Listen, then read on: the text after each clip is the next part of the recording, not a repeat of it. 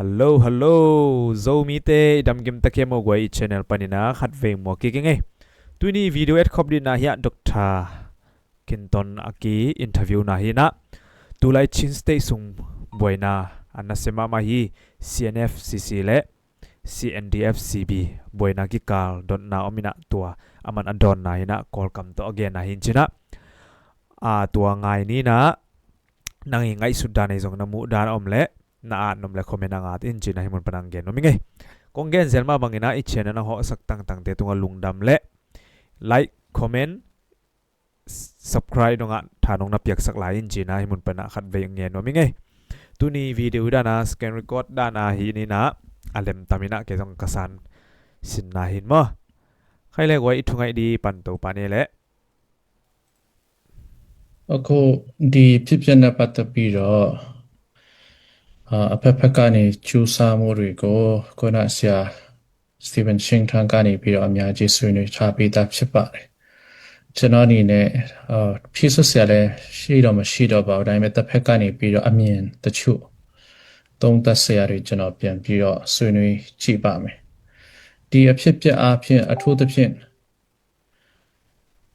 ကျွန်တော် data အရပြောပါမယ်ခန်းစားမှုရမဟုတ်ဘဲနဲ့ data အရပြောမယ်ဆိုရင်ချင်းလန်းကောင်ဆယ်ဖွဲ့ပြီးတော့ချင်းလန်းကောင်ဆယ်အဓိကဥဆောင်တာတော့ CNF ပါပဲအဲ့ဒီမှာ CNF ဥဆောင်မှုနဲ့လုတ်ကတဲ့ကကိုကျွန်တော်တို့ကြည့်လိုက်ရင်စာကားစာကိုတိုက်ပြီးအောင်ပွဲဆင်တာတော့တော်တော်နည်းပါတယ်အဲ့ဒီမှာကျွန်တော်တို့ကြည့်လိုက်မယ်ဆိုရင်စာတိုက်တာနဲ့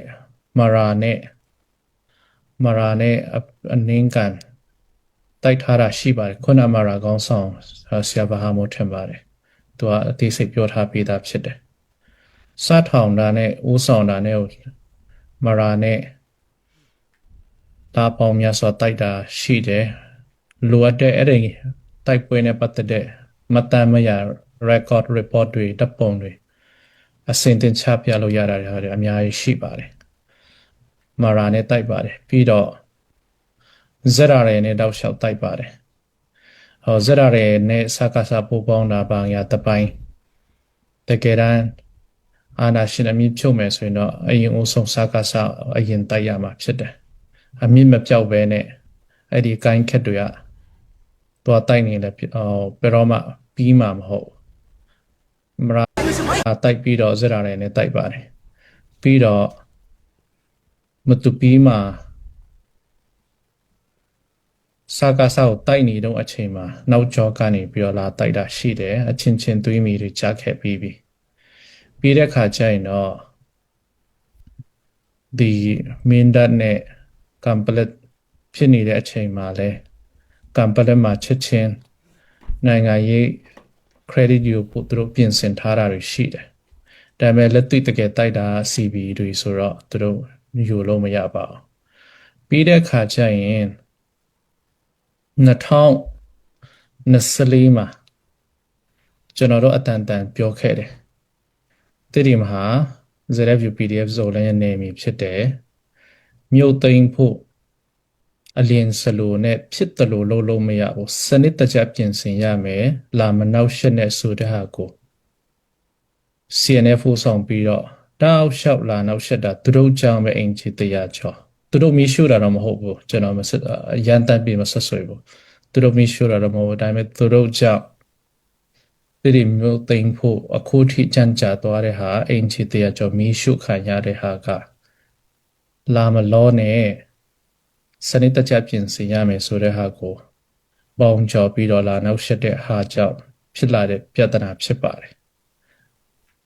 အဲ့ဒီကြားထဲမှာအဲ့ဒါတော့2025မှာဖလာမြို့သိမ်းနေတဲ့ချိန်မှာဖလာမြို့သိမ်းဖို့အတကုံအင်အားတွေစုလူငယ်တွေအသက်တည်ချနေတဲ့ချိန်မှာဖလာရွာထဲမှာဝင်ပြီးတော့ CDF အသေးစားတွေတွားပြီးတော့ထောင်တာတွေဟိုဖွဲ့တွေဖွဲ့ထပ်တွားထောင်တာတွေလှုပ်ဖို့ကြိုးစားတာတွေအဲ့ဒါတွေတက်တင်တဲ့တကွာရှိတယ်စနစ်တကျလဲကျွန်တော်တို့မတန်းတင်ထားတာရှိတယ်အဲ့ဒါတွေဖြစ်တယ်ပြီးတော့ အဲ့ဒီဖလာမြုပ်သိမ်းတာတော့မပြီးသေးဘူးတတိမကိုတစ်ခေါက်လာနောက်ရှက်ဖို့ပြင်နေကြတယ်စာရအတန်တန်ပို့ရတဲ့လာမနောက်ရှက်နဲ့ကိုမြုပ်ကိုသိမ်းပါလှုပ်ချင်ရင်ဟာခါသိမ်းပါထန်တလန်သိမ်းပါကျွန်တော်တို့ကိုငင်နိုင်တလောက်ကိုငင်မယ်ကိုမြုပ်ကိုသိမ်းဆိုတဲ့ချိန်မှာထန်တလန်ကိုကျွန်တော်တို့အောင်မြင်စွာသိမ်းပိုက်နိုင်တာမျိုးမရှိဘဲနဲ့တတိမကိုလာနောက်ရှက်ဖို့ကြတော့အရန်သွေးဆူနေတာတွေရှိခဲ့တယ်ကျွန်တော်ကတော့အဲ့ဒီမှာ CC အဖွဲ့အားလုံးတော့မဆိုလိုပါဘူးမပါတဲ့အဖွဲ့တွေလည်းရှိတယ်ပါတဲ့အဖွဲ့တွေလည်းရှိတယ်လို့အထူးသဖြင့် CNF အဖွဲ့တွေတအားများပါတယ်ဒါတွေကြည့်ချင်းအားဖြင့်အနာဂတ်မှာကျွန်တော်အတိအကျပြောလို့ရတာတခုကတော့ CNF စိတ်ကိုပုံဖော်တဲ့ CNF မြင်ရောင်တဲ့ CNF လိုချင်တဲ့ချင်းအမျိုးသားပြည်နေချင်း National Building ဆိုတဲ့ဟာတော့ဘယ်တော့မှဖြစ်လာမှာမဟုတ်ပါဘူးစာပေါ် Facebook ပေါ်မှာစာရေးရုံပဲရှိမယ်စာတန်းပြုစုရုံပဲရှိမယ်မြေပြင်မှာဘယ်တော့မှမဖြစ်ဘူးဆိုတဲ့ဟာတော့အချင်းတည်ကျွန်တော်ပြောလို့ရပါတယ်အဲ့ဒါက CC ကြောင်းလည်းမဟုတ် ICNCC ကသွားသားလို့လည်းမဟုတ်ကိုလို့ရကြောင်းကိုlower level ကျဆင်းသွားခြင်းဖြစ်တယ်ဆိုတော့ဒီချင်း national building တွေနဲ့စကလုံးအကြီးကျယ်တွေနဲ့ concept တွေနားမလဲပဲနဲ့လက်တွေ့လည်းမကျလက်တွေ့လည်းမလုပ်ပဲနဲ့ရှောက်မအောင်ဖို့လဲဒီပုံကိုယ်တွေကိုကျွန်တော်တော့ပြောချင်တယ်ဘယ်တော့မှဖြစ်လာမှာမဟုတ်ကျွန်တော်သားတွေဖြစ်စီမသားတွေဖြစ်စီ ICNCC ဘက်ကနေသားတာတွေ CB ဘက်ကသားတာတွေမသားတာတွေအဲ့ဒါတွေနဲ့မဆိုင်ဘူးဖြစ်ကိုဖြစ်လာမှာမဟုတ်ဘူးဆိုတဲ့ဟာတော့သိချပါတယ်အဲ့ဒါတကယ်ကိုဆုံးရှုံးမှုဖြစ်ပါတယ်ပြီးတော့အခုမီဇိုရမ်ကိစ္စတွေဒီ NUG ကိစ္စကျွန်တော်လှည့်လှမ်းမိတဲ့ဟာတချို့ကျွန်တော်ပြောလိုက်ပါမယ်ဒီမီဇိုရမ်ဘက်ကနေအစိုးရဘက်ကနေပြီးတော့စေတနာနဲ့သူတို့ရဲ့စီဆက်ပြီးမှုဟာအမတားမအတန်မှုရှိပါတယ်ညီကိုစိတ်ဓာတ်နဲ့သူတို့ကအတနိုင်ဆုံးကိုငီတယ်ဆောင်းလျှောက်တယ်ထောက်ပံ့တယ်ပြဿနာတွေလည်းဖြန့်ဖြေဖို့သူတို့ကိုငီ solve လုပ်ဖို့ကြိုးစားတာတွေတကယ်ကိုလည်းဒီပွဲမှာကျွန်တော်ကျေးဇူးတင်ကြောင်းပြောလို့တယ်တကယ်ကို appreciate လုပ်တယ်နောက်တစ်ဖက်မှာကျွန်တော်တို့အားနာတာတခုရှိတယ်အခုဖြစ်ပျက်သမျှမီဇိုရမ်အစိုးရဖြစ်မီဇိုရမ်အစိုးရကနေတဆင့်ဒီ YMA ဖြစ်ပေါ့လေသူတို့ဥဆောင်ပြီးတော့လက်မှတ်ထိုးသမျှပွဲတွေမှာ CNF ကနေဘယ်သူတွေလက်မှတ်ထိုးတယ်လဲ key decision maker ဘယ်သူတွေပါတယ်လဲဆိုတာကြည့်ချင်းအားဖြင့်အဖြစ်သဘောလားအလုပ်သဘောလားတကယ်ကိုပါဝင်မဲ့သူတွေလားဆိုတဲ့ဟာစင်ချင်ဖို့လိုအပ်ပါတယ်တခါလက်မှတ်ထိုးမဲ့သဘောတူမဲ့ဆိုရင်ကတော့အရေးကြီးတာ key decision maker တွေကိုယ်တိုင်ပါပြီးတော့ဒီသဘောတူညီချက်အတိုင်း commitment အဖြစ်ပါဖို့လိုအပ်တယ်အခုကျွန်တော်တို့တွေ့သမျှလက်မှတ်ထိုးပွဲတွေမှာတကယ်ဩဇာရှိတဲ့ CNF ဘက်ကတကယ်အမိန်ပေးနိုင်တဲ့တကယ်ဆုံးဖြတ်နိုင်တဲ့ key decision maker တွေတကယ်လက်မှတ်ထိုးသလားပါသလားတကယ်လိုက်နာသလားဆိုတဲ့ဟာကြည့်ချင်းအဖြစ်ကျွန်တော်တစ်ဖက်ကနေတော့မီဇိုရမ်ဘက်ကမြေကိုတွေကောင်းဆောင်တွေကိုပြန်ပြီးတော့တောင်းအားနာတယ်သူတို့ရဲ့ကြိုးစားပြီးမှုတော်တော်အားနာတာရှိတယ်ပြီးတော့ခုချိန်မှာကျွန်တော်တို့ကတမျိုးသားလုံးအစစ်မှပြဿနာဖြစ်မသွားရလေအောင် NUG ကိုမေတ္တာရပ်ခံထားတယ်အခုချိန်က CB နဲ့ CNF ကြားလည်းမဟုတ်သေးဘူး CB နဲ့ CC လည်းမဟုတ်ဘူး CNO နဲ့အစားတော့ CNO နဲ့ဟိုငုံကြားပြဿနာဖြစ်ပြီးတော့ခု CNO နဲ့ CNF ကြားဖြစ်နေပြီဆိုပြီးတော့အချင်းပြဿနာအသေးဆုံးဖြစ်အောင်ကျွန်တော်တို့ပုံဖော်တယ်အမြန်ဆုံးဒါစီစံငင်နိုင်တာကောင်းမယ်ဆိုပြီးတော့ပြောထားတာNUG ကလည်းဝမ်းသာတယ်သူတို့ဒီလိုမျိုးကာယကံရှင်တွေကိုယ်တိုင်ဆန္ဒရှိတာကျေးဇူးတင်တယ်ဆိုပြီးဝမ်းသာတယ်ဒါပေမဲ့တစ်ဖက်မှာ CNF ကနေပြီးတော့မလိုလားဘူးကြည်အောင်မယ်ဆိုပြီးတော့သူတို့ဒီမီဇိုရမ်ရဲ့ negotiation process ကိုအကြောင်းပြတယ်တစ်ဖက်မှာလည်းခုနကျွန်တော်ပြောထားသလိုမီဇိုရမ်ရဲ့ negotiation process မှာ CNF ကနေ decision လုံးဝဩဇာအာဏာရှိတဲ့အဆုံးဖြတ်ပေးနိုင်မဲ့သူတွေလည်းတယောက်မှပါမနေပြန်ဘူး ဆိုတဲ့ဟာတွေကြည့်မယ်ဆိုရင်အခုချိန်မှာ CNF ကနေပြီးတော့လောက်ရက်တွေအနေနဲ့အများကြီးကြည့်ချင်းအပြင်ဘယ်တော့မှကျွန်တော်တို့ချင်းပြဦးဆောင်မှုမှာ CNF ကသူ့ကိုယ်သူထိုက်ခုံတစ်စက်နေအောင်လှုပ်ချင်းဖြစ်တယ်ဆိုပြီးတော့အတိအကျပြောလို့ရတယ်သူတို့စိတ်ကိုပုံဖော်ထားတဲ့ချင်းပြည်တွေရောပါတွေချင်းပြည်ထောင်တွေရောပါတွေချင်း nation process building တွေရောပါတွေရောကတော့ Camp Victoria မှာဖြစ်နိုင်မယ်ချင်းမီပေါ်မှာတော့မဖြစ်နိုင်တော့ဆိုတာတော့ကျွန်တော်တိကျပြောလို့ရပါတယ်ပြီးတဲ့ခါကျရင်တော့အခုကတော့စီရီကအခုချိန်မှာခုနပြောထားသလိုမျိုး CB တွေမဟာမိတ်မိပြန်ကမဟာမိတ်တွေအားလုံးအသက်သွေးပေါင်းများစွာပေးထားတဲ့ဖလာမီပေါ်မှာတွားပြီးတော့ရန်စတာတွေဟာလည်းCB တော့တိုက်ရိုက်စိန်ခေါ်တာတော့ဖြစ်နေပြီပြဿနာပိုကြီးတစ်ထက်ကြီးလောင်တော့လုံနေပြီအသိစိတ်တော့ကျွန်တော်လည်းဒီ CB ခေါင်းဆောင်တွေဘက်ကနေပြီးတော့တည်ဝင်ထုတ်ပြမချင်တော့ကျွန်တော်လည်းဘာမှတော့မပြောတတ်ပါဘူးဒါပေမဲ့တေချာတော့စိတ်မကောင်းဘူးဒီ process မှာအများကြီးသင်ခန်းစာယူစရာတွေရှိပါတယ်ပြီးတဲ့အခါကျရင်တော့ဒီစီရေးဆိုတာကCNF ဖြစ် CNO ဖြစ် CB ဖြစ် Zolan ဖြစ်စကားစကုလာတိုက်တယ်ဆိုရင်တော့ပြင်ဆင်ချိန်တော့မရတိုင်းမဲ့စကားစမဟုတ်တဲ့တခြားစီးရီးတွေဆိုရင်စီးရီးတစ်ခုခုဆိုအနည်းဆုံးလာပေါင်းလာနေချီရက်ချာတပတ်ဆိုတဲ့ဟာနဲ့မရပါလာနေချီစနစ်တကျပြင်ဆင်ရပါတယ်ပြင်ဆင်မှုအားကောင်းရင်အောင်မြင်မှုမြန်ပါတယ်ဆိုတော့ဒီလောက်ကြီး CNO CNF တွေရဲ့စခန်းတွေစနစ်တကျအမြန်ရအောင်လုပ်တယ်ဆိုတာကတော့စကားစကိုမတိုက်ဘဲနဲ့ CNO CNF ကိုစနစ်တကျတိုက်ဖို့ဗျူဟာကြအမှန်တကယ်ရည်ထားတယ်ဆိုတဲ့ဟာတိတာနေတယ်အခုချိန်မှာဒီထက်ပိုတိုးလာတယ်ဆိုရင်တော့တစ်ဖက်ကနေသုံးပြန်မှုလဲ CB ရဲ့သုံးပြန်မှုလဲမထင်မှတ်တဲ့သုံးပြန်မှုတွေအကြီးရှိနိုင်တဲ့အတွက်ကြောင့်ဖွင့်မင်းခုမှကျွန်တော်ပြောသလိုမျိုး domino effect ဆိုတဲ့ဟာမျိုးအမြဲတမ်းသိထားဖို့လိုတယ်တစ်ဖက်ကြိုက်ရင်လည်းကိုယ်လည်းမကြဘူးလို့ပြောလို့မရဘူးဆိုတော့ပြောရင်းနဲ့ကျွန်တော်ဖြေလို့ပါတယ်ကျေးဇူးတင်ပါတယ်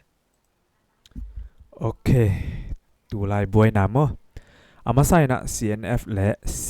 CDF wango te boy na hina tu tak chang na ya CC le CB ong ki zom to mo ong lo to hi tu pen CNF te hang zong chi di hina tu na Dr. Kin donin amau ki kal boy na ong gen na hina mai lam koi chang tung zo di chi chang donga mate aman ong gen to na zang no pe sa ya mo isang the ya mo gwe tak chang na ya khat thu thang tu nai thu thang chi dia a champet CNF CC CDF wango CDF ton zang te i kham the za tui truck zat na ki mukhia chi mo hi na a video zo om pai na en sin nei mo drugs people an chianak se channel chen dia phone ne kuma achung adam doi om nak so tama drugs an chianak pol khoi oho club sum lo wa kam hong meng o ma hen drugs la chian chun nak pol se he ke ma hen rid nak si ma cha ai an ai mi se la ma cha chun mi lai hoi ki va dei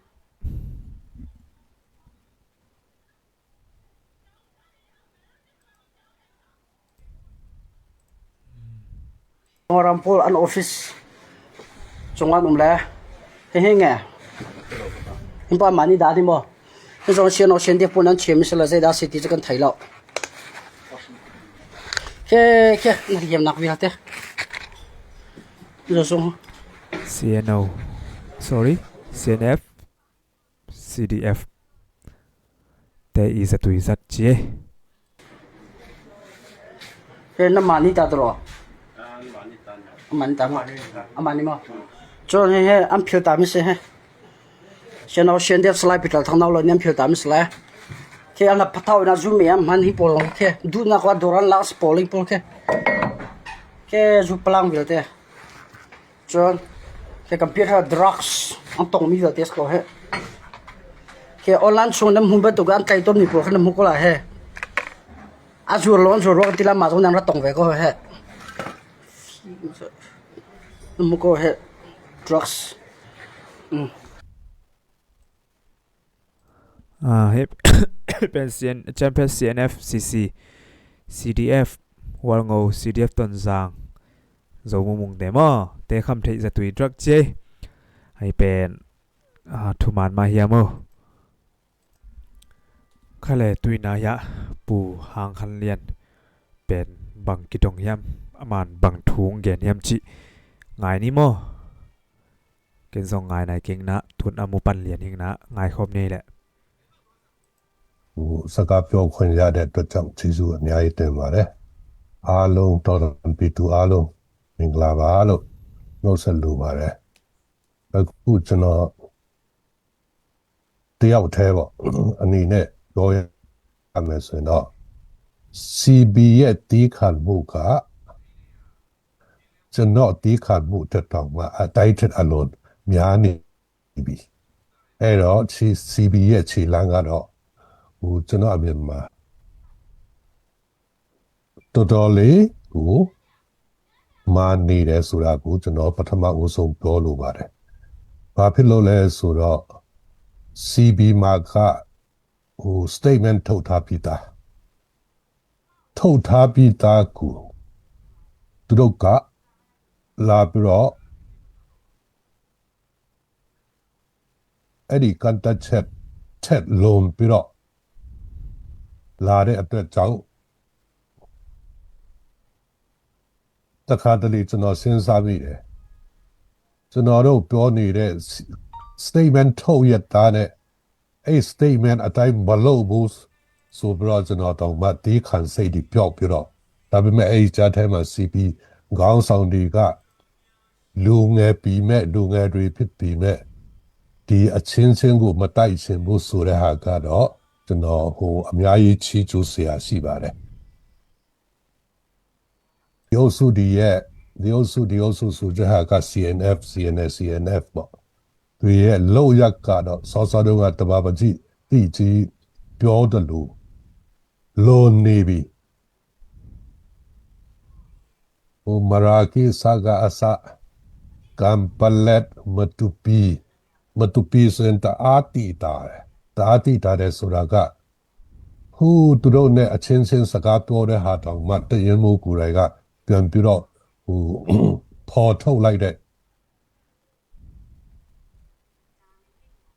အချင်းမျိုးအဲ့လောက်ထိသူတို့မှအဆက်တွေရှိတယ်အခုနောက်တစ်ခါဖလမ်ကတရင်ဌာနချုပ်ကို CNDF ရဲ့တရင်ဌာနချုပ်မကဘူး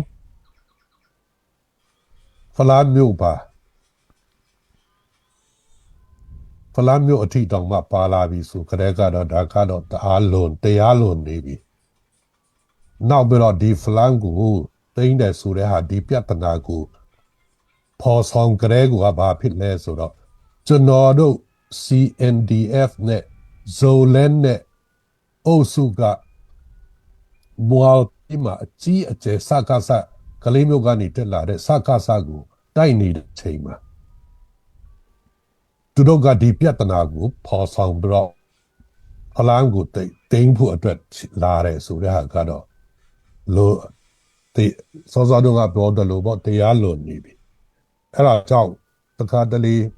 ကျွန်တော် CB ကိုတောင်မှအားပေးချင်တာကဟိုစွတ်ပေးချင်တာတော့မဟုတ်ဘူးပေါ့အခုလူ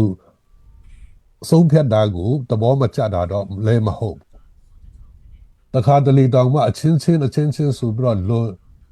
တော်တို့ဘက်ကဒီခံစိတ်တွေကတအားလွန်နေပြီလားဆိုတော့လို့တောင်မှပြောချင်တယ်ဘာဖြစ်လို့လဲဆိုတော့စကားစနဲ့ပူပေါင်းကြံစီမန်းကိုတိတာတယ် တိကြီးနဲ့ကျွန်တော်တို့ကချင်းချင်းဆိုပြီးတော့ခွင့်လွှတ်လိုက်ရင်ရန်တူလူမမြင်ဘဲနဲ့တဘောမထားဘဲနဲ့ခွင့်လွှတ်လိုက်ရင်ကျွန်တော်တို့ပဲပြန်နာမှာအဲ့ဒါကြောင့်တီးခါတယ်ဆိုရင်တောင်မှအတိအတာတစ်ခုလောက်ထိပဲတီးခါတာကောင်းများကောင်းမလားဆိုတော့ကျွန်တော်တောင်မှအားပေးချင်ပါတယ်နောက်ပြီးတော့အခု CBD ကျွန်တော်တို့ရဲ့ခြေလမ်းကဘယ်လောက်ထိဟိုဖြစ်လာတယ်လဲဆိုတော့အခုဒီလပိုင်းဇူလိုင်လခုနလပိုင်း၄ရက်နေ့မှာနာဂါကလည်းတော်လာကြီးလက်နဲ့ကင်နဲ့ပိုးပေါင်းလာပြီဆိုတာကဟိုကျွန်တော်တို့ဟိုမီဒီယာတွေကနေသတင်းတွေကနေတစ်ဆက်တည်ရတယ် NSCNK နာဂါလက်နဲ့ကင်အဖွဲ့အဲ့တော့ကျွန်တော်တို့ရဲ့ခြေလမ်းကိုကြည့်လိုက်ရင်မြန်မာပြည်ရဲ့အနောက်ဘက်ခြမ်းတစ်ခုလုံးကြားထဲမှာရှမ်းနေနဲ့ဒီ CNA ကလွဲရင်ပေါ့အကုန်လုံးကစကားကိုတော်လာပြီကချင်ပါလာမယ်နာဂပါလာမယ်ဆင်းလာမယ်တမူးမှာနောက်ချင်းပြည်နယ်ရဲ့ကလေးကဘော်ရဲ့နောက်စကိုင်းတိုင်းပေါ့မကွေးတိုင်းရခိုင်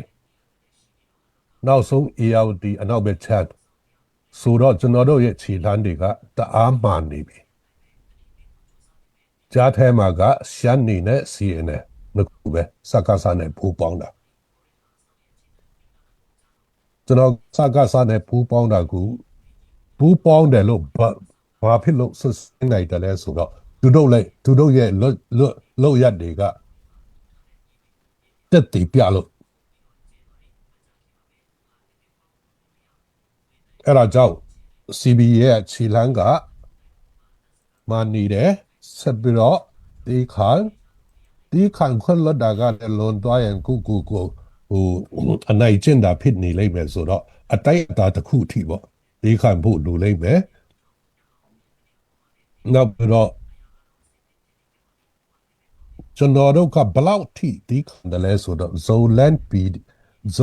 အဲ့ဒီနဲ့တွန်းစားမြို့နယ်ထဲမှာယနေ့အထိဒီမှာသူတို့ရဲ့ဆက်ဆံရေးရုံကရှိသေးတယ်ကျွန်တော်တို့ဘာမှမလုပ်ဘူးဇင်တဲမှာသူတို့ camp ဒီရှိသေးတယ်လန်တလန်မှာသူတို့ရဲ့ဟိုဆက်ကြီးကောက်တဲ့စခန်းဒီရှိသေးတယ်အဲ့ဒါက Zoland PDF ရဲ့နယ်မြေထဲမှာကျွန်တော်တို့ကဘာမှမလုပ်ဘူးခရီးသွားပြည်သူတွေကိုနှောက်ဆက်တယ်ကျွန်တော်တို့ဘာမှမပြောဘူးဒါပေမဲ့ဒီတခါတော့သူတို့ကဟိုဖြစ်လာတော့ CNDF camp ဒီပါဒီတင်းလာတော့အကုန်လုံးထွက်ခွာသွားပါဒီတွန်းလာနေကနေဆိုပြီးတော့စာတော့ထုတ်ထားတယ်ပြီးမဲ့တွားတိုက်တာတော့မရှိသေးဘူးအဲ့လောက်ထိတီးခါနေတဲ့ကြားထဲမှာကတီချပြန်စင်းစားလိုက်ထန်တလန်နေကနေတိမှာယုံလာဖွင့်တယ်ဆိုတာကအတိတ်ပဲမရှိတဲ့ဟာဒါပေမဲ့ကျွန်တော်တို့ကလူမျိုးကြီးတာပြီးလူကြီးပြီးတဆွာဖြင့်ကျွန်တော်တို့ကခွင့်လွတ်ပြီးတော့ဘာမှမလုပ်ဘူးဒီကြားထဲမှာသူတို့ကအင်္ဂလိပ်မတိုက်ခင်တော့ tribalism လူမျိုးနွယ်စုဒီပုံစံမျိုးနဲ့ဝင်လာပြီးတော့အဲ့ဒါကိုပြန်ပြီးတော့အားပေးတဲ့သဘောမျိုးနဲ့ကွက်ပြီးတော့ကျွန်တော်မီဒီယာထဲမှာတွေ့တဲ့ဟာကဆရာဝန်ကြီးရဲ့ဗာလဲ surgery ခွဲစိတ်တဲ့ပုံစံမျိုးနဲ့ခွဲစိတ်တဲ့နေစနစ်နဲ့ပြန်ပြီးတော့လာလူမျိုးနွယ်စုအငယ်လို့ပြောရမှာပေါ့ကိုသွားဆွတ်ပြီးတော့အားပြီးတော့လက်နဲ့တနတ်တလက်နဲ့လက်လောက်နဲ့ဘာလို့တဲ့ဟာကတော့သူတို့ဟာကတော့လွန်နေပြီဆိုတာကသူတို့မှာနဲထိန်လို့ဖို့အတွက်အားပေးချင်တာပါအဲ့လိုမဟုတ်ဘူးဆိုရင်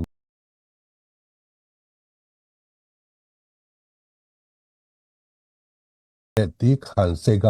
ပြတ်သွားပြီးကြောက်ပျောက်သွားပြီဆိုရင်သူတို့ပဲပိုခါမှာဖြစ်ပါတယ်အဲ့ဒါကြောင့်လူကြီးဒီ CNF CNL ကလူကြီးဒီပြန်စဉ်းစားပါတောင်ကျောတစ်ခုလောက်နဲ့ချင်းတောင်ကျောတစ်ခုလောက်ကြီးစုတာနဲ့ချင်းပြည်နယ်တစ်ခုလုံးချင်းအမျိုးသားတစ်ခုလုံးကိုဘလူးမအုပ်ချုပ်နိုင်မှာမဟုတ်ဘူးဟိုအရင်တော့လူပုံစံမျိုးပြန်သွားချင်တဲ့အင်္ဂလိပ်မတိုင်ခင်တော့လူဟာမျိုးပြန်သွားချင်တဲ့ဆိုရင်ကျွန်တော်ကတစ်ချိန်လုံးပြောတယ်အဲ့ဒါဆိုရင်တော့တိမျိုးနဲ့အနောက်ဘက်မဏိပူရရဲ့အနောက်ဘက်တစ်ချမ်းလုံးကဇဟောက်ဒီကိုပေးရမှာအဲ့လိုပဲသွားမလား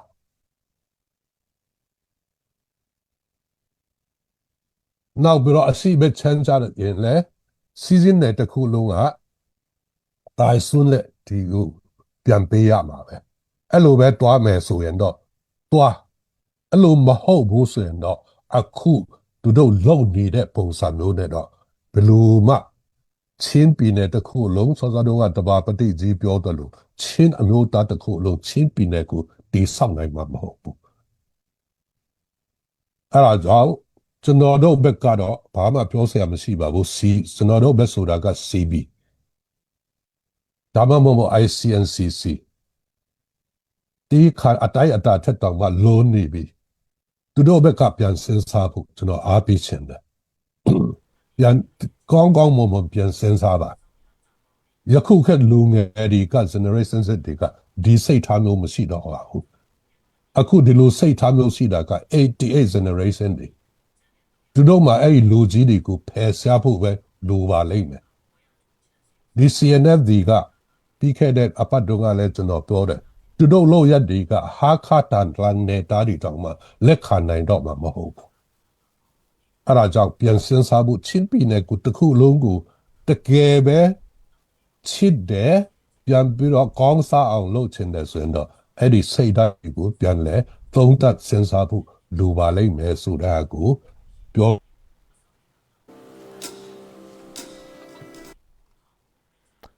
โอเคya pu hang khan lian pu lian ni thuken bang chin sa yamo nangi ngai su na to ki to khemo